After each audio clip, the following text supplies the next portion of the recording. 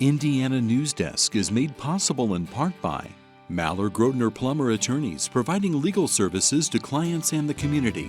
Maller Grotner Plummer Attorneys, understanding, expertise, results. Bloomington and Indianapolis, on the web at lawngp.com.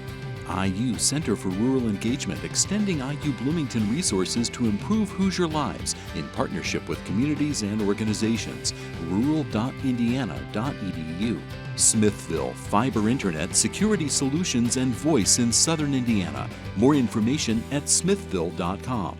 Bunger and Robertson, attorneys at law since 1949, utilizing experience, knowledge, and resources to help individuals and families recover in personal injury matters. Information at lawbr.com. And by WTIU members. Thank you. Coming up on Indiana Newsdesk. Local governments are scrambling to deal with the projected loss of state revenue as a result of the new property tax law. This is not our problem. It is a problem we are facing, a crisis we are facing that is not of our making, to which we are rising. Monroe County is projected to earn about $37 million less in revenue over the next 3 years. The floodwaters from heavy rains earlier this month have receded. Now researchers are studying how these extreme weather events affect the terrain. We're trying to tie this erosion back to its causes. Is it related to increased flooding? Is it related to land use? Scientists say the increased flooding and hotter summers point to the impacts of climate change. And the Indiana State Museum has an exhibit looking back over the 5 years since the start of COVID. These stories and more right now on Indiana Newsdesk.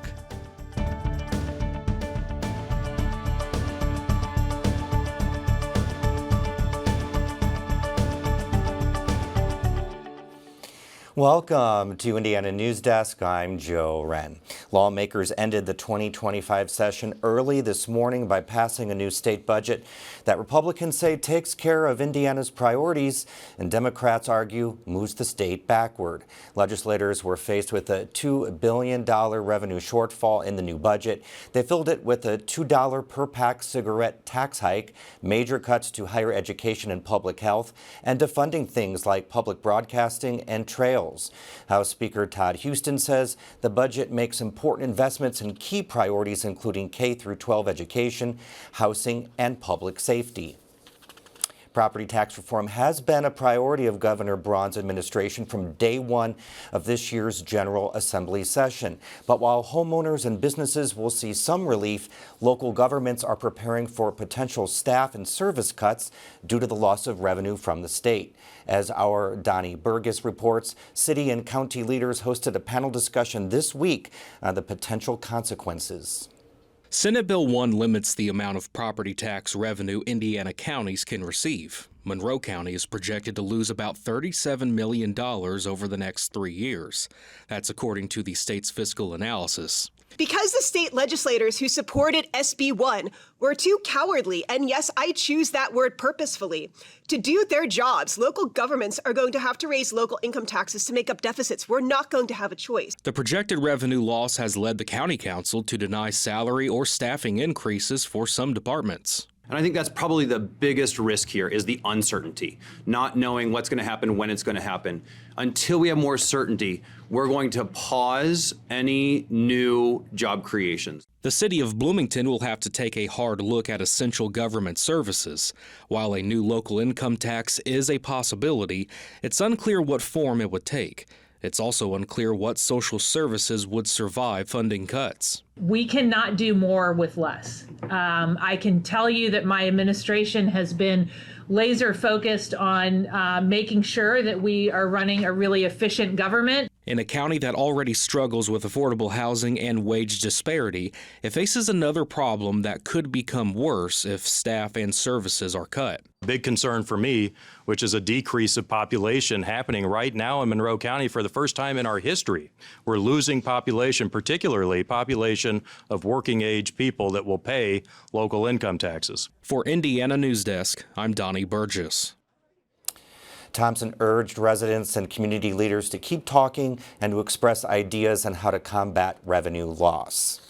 Governor Mike Braun will have a full control over Indiana University's Board of Trustees under a last-minute provision passed at the State House. Braun can now remove trustees elected by alumni and handpick their replacements. Currently, 3 out of 9 IU trustees are selected by alumni. I'm joined now by WTIU's Ethan Sanwise for more about the changes to higher education enacted by the General Assembly. Welcome to the show. Hi, Joe. So I'm hearing a lot of people talking about these changes to the Board of Trustees in particular. For people who aren't familiar with the board, they basically run the university. They're the ones who are making new policies and making decisions about the budget. So if the governor already appoints 6, then why remove 3? Well, Governor Mike Braun said yesterday that he was feeling dissatisfied with the way that the university is being run, but he didn't provide a whole lot of details. I want to get a board there that is going to be maybe a little more rounded, that's going to produce better results. The thing is, elected trustees almost always vote with the majority, so it's not clear to me that they affect whatever results Braun is referring to. It's really only one elected trustee who's been a regular voice of dissent, and that's Vivian Winston. I think it's a loss to the alumni because their voice is not as represented. Whether or not their voice made an actual difference, at least they had a voice. There's 3 other changes. The one I say is even more significant than the changes to the board is a new review for all tenured faculty to make sure they meet certain productivity guidelines or lose their jobs.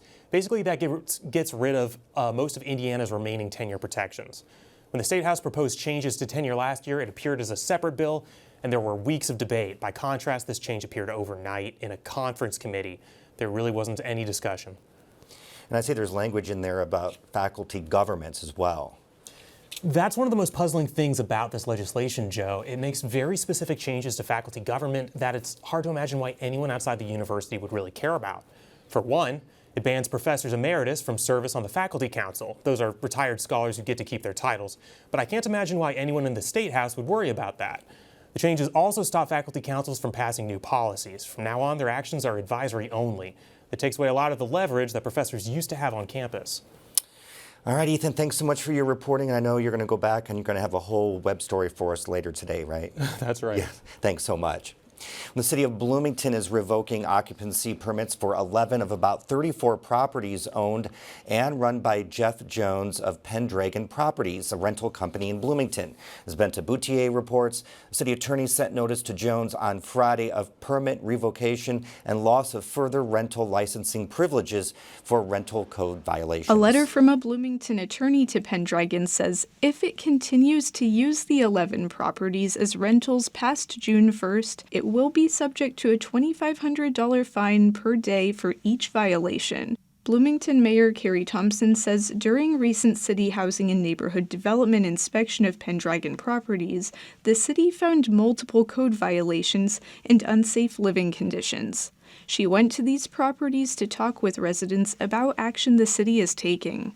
100% of the doors that were answered when I was out knocking said, we have been looking to get out of this lease. This is such a terrible place.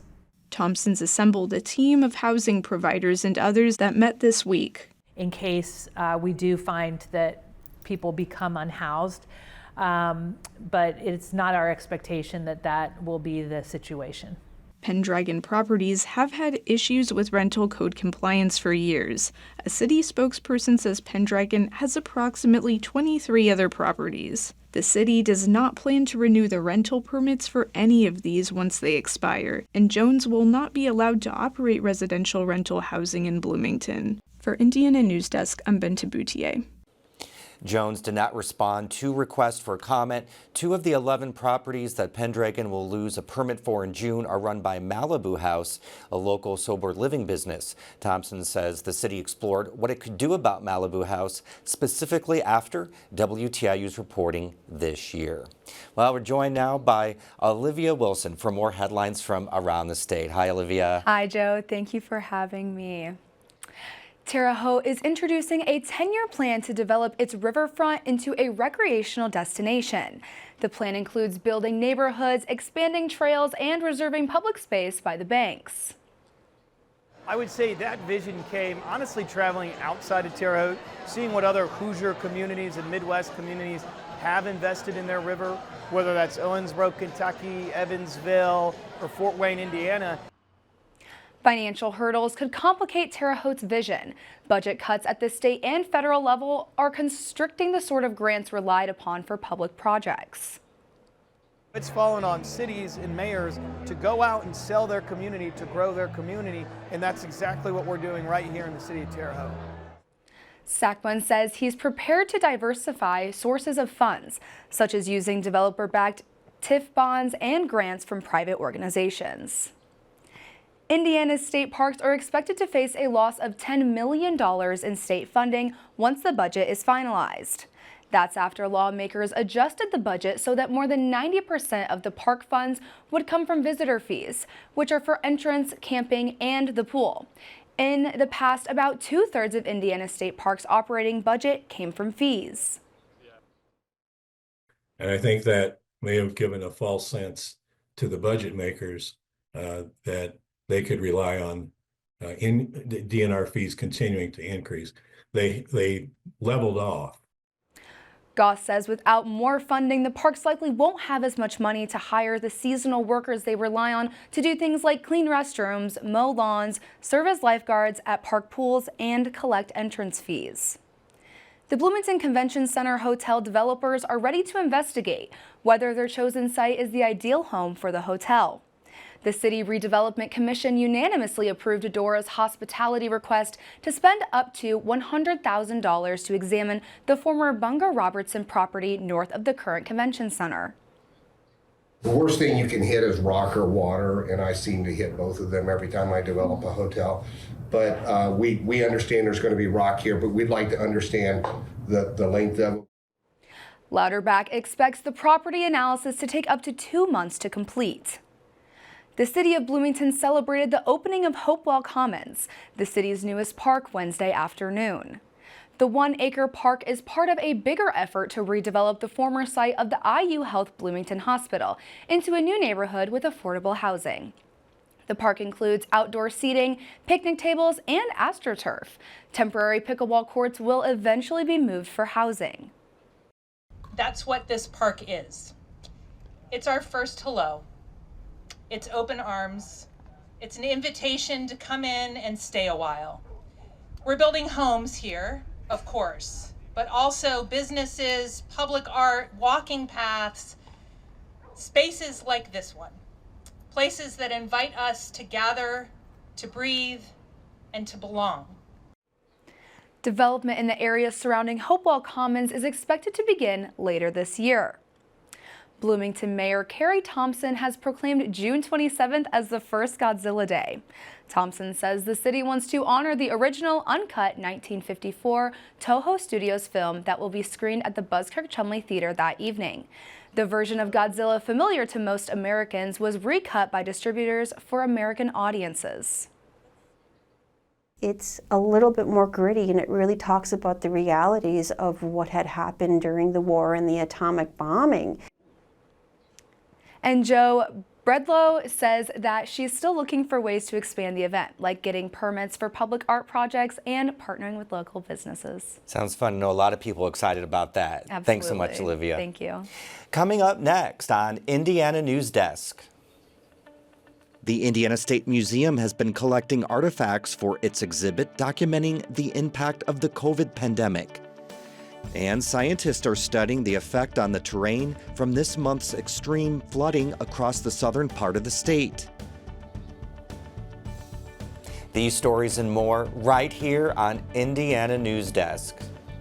I have some glad tidings to impart. Whoa! Look at that! I'm still surprised at how good I am. Jane Austen was my sister. I didn't think I would ever study medicine, but here I am. Absolutely delicious, especially straight out of the oven. I've never seen anything like this.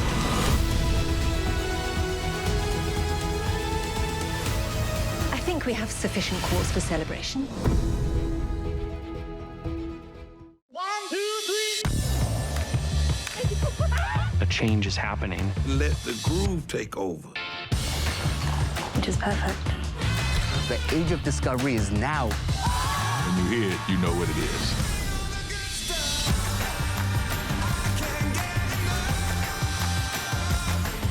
I am quite overwhelmed. It's a joy to be in this world.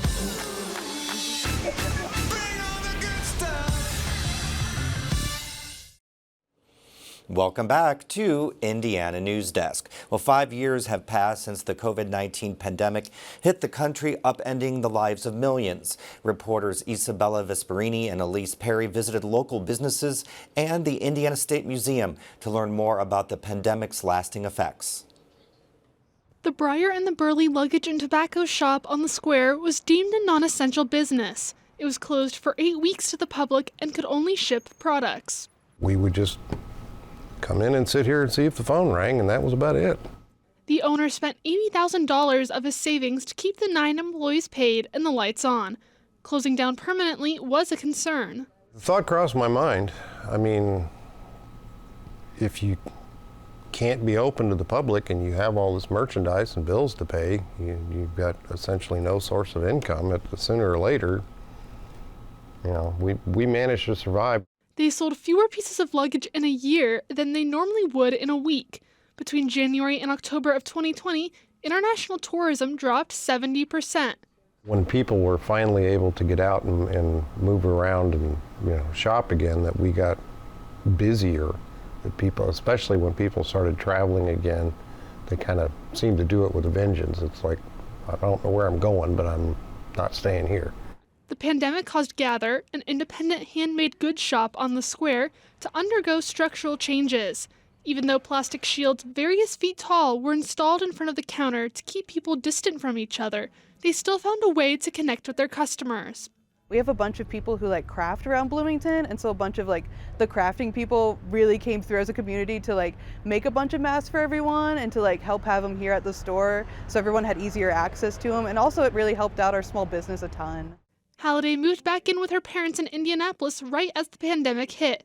She didn't like staying inside all the time, but still took something away from her experience. My girlfriend lived here, and then she would come and see me in Indy anytime that she could, and she still had a full-time job. She was a preschool teacher, so she's an essential worker. And yeah, I remember that time was super hard, but I'm always so thankful that she was there for me. And now we're married. During the pandemic, the Indiana State Museum started a COVID collection. Pieces from the collection rotate through the museum's Global Indiana exhibit every few months. When COVID happened, the museum staff recognized immediately that we needed to collect materials from this critical moment in history. The museum has few artifacts from the 1918 influenza epidemic, so the museum employed a rapid response strategy in collecting COVID artifacts. Many of the pieces in the museum's collection came from staff members and their family and friends. We made it a priority to collect these materials so that we would be able to collect this moment in history, that we would be able to share things from the everyday, but also how we reacted to this moment. The collection includes hand sanitizer, masks, and nursing materials alongside political, educational, and sports pieces. Everything that we received helped us to tell a story of someone who was working hard to make it through the pandemic, and then also the ways that they were reacting, how they were using creativity to celebrate. Tandy highlighted a dress students between kindergarten and second grade made for Katie Portia, an art teacher from Danville North Elementary School who won Teacher of the Year in 2020. The students also made her a matching pair of shoes, purse, and earrings. Portia wore the ensemble to meet President Joe Biden and First Lady Jill Biden to be recognized for the award in 2021. The museum is continuing to collect COVID artifacts to preserve history for the future. We want to make sure that we're not only collecting for now, but for 100+ years from now.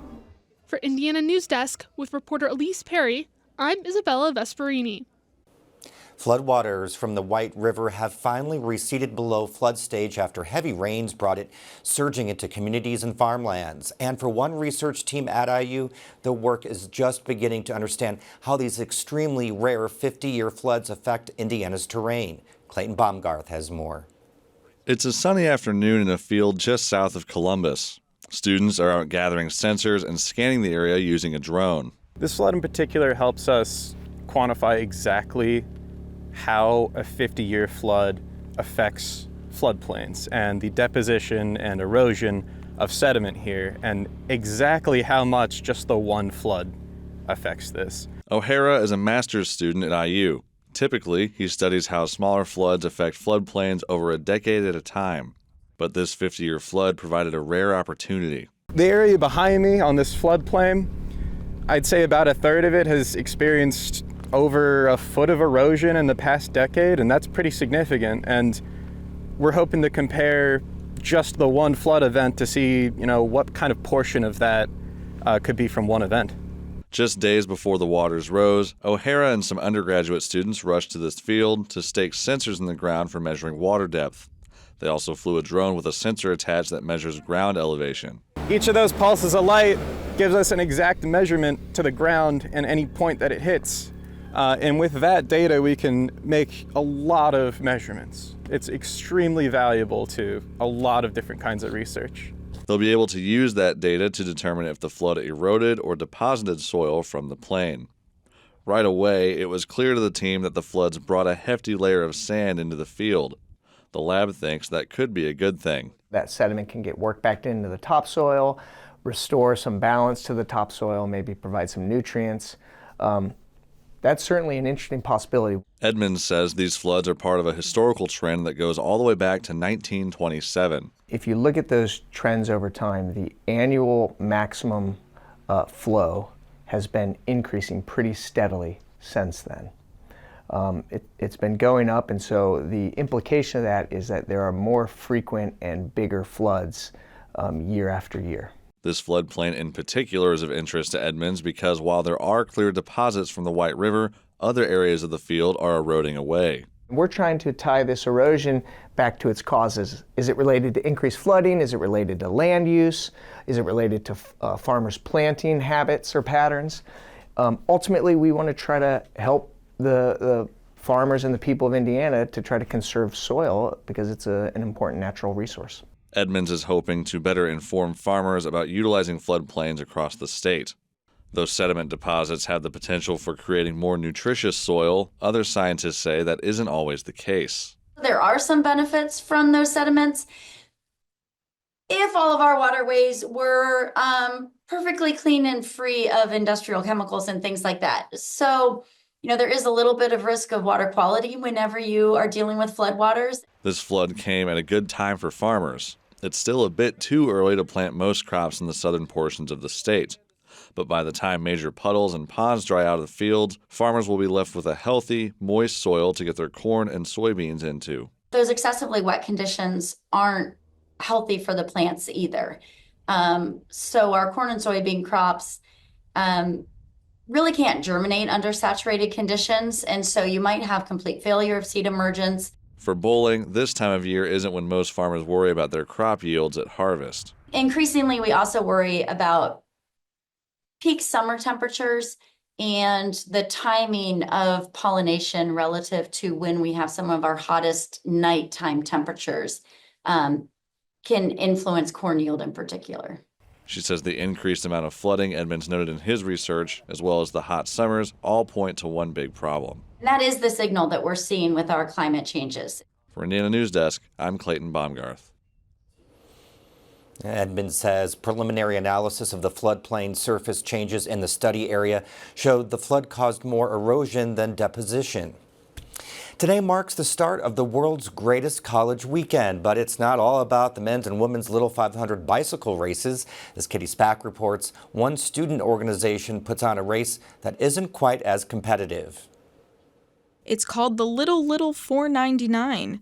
The lighthearted event races in teams similar to the Little 500, but there's a twist. The teams ride on children's tricycles. The race around the Showalter Fountain is a new lighthearted tradition, but it was inspired in part by an older IU event. Before women could compete in the Little 500, they would instead compete in the Mini 500. Similar to the 499, the event was raced with tricycles. The Mini 500 was held for nearly 50 years. As the Little 5 women's race got established, the Mini became more lighthearted, similar to the 499 race. Some riders know the history, like the Cinzano team. I know it was the precursor to the women's Little 500. They didn't do the same race as the men's prior to 1990 pretty much. Others show up to partake in the school's spirit. That's exactly what the Union Board hoped for when they planned the event. This year it was held in tandem with IU Day, the university's spirit day for fundraising. Training is not required. Everyone can join and race and have fun. It's just a really cool thing to do. For Indiana News Desk, I'm Katie Spack. That's the end of this program, but our work continues online as we cover the news throughout the week at WTIUnews.org. Have a great weekend.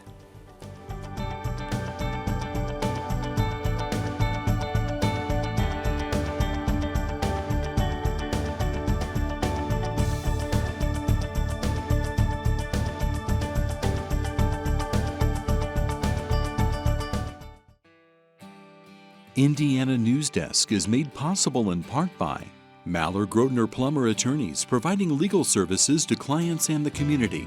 Maller Grotner Plummer Attorneys, understanding, expertise, results. Bloomington and Indianapolis, on the web at lawngp.com. IU Center for Rural Engagement, extending IU Bloomington resources to improve Hoosier lives in partnership with communities and organizations. rural.indiana.edu. Smithville, fiber internet, security solutions, and voice in Southern Indiana. More information at smithville.com. Bunger and Robertson, attorneys at law since 1949, utilizing experience, knowledge, and resources to help individuals and families recover in personal injury matters. Information at lawbr.com. And by WTIU members. Thank you.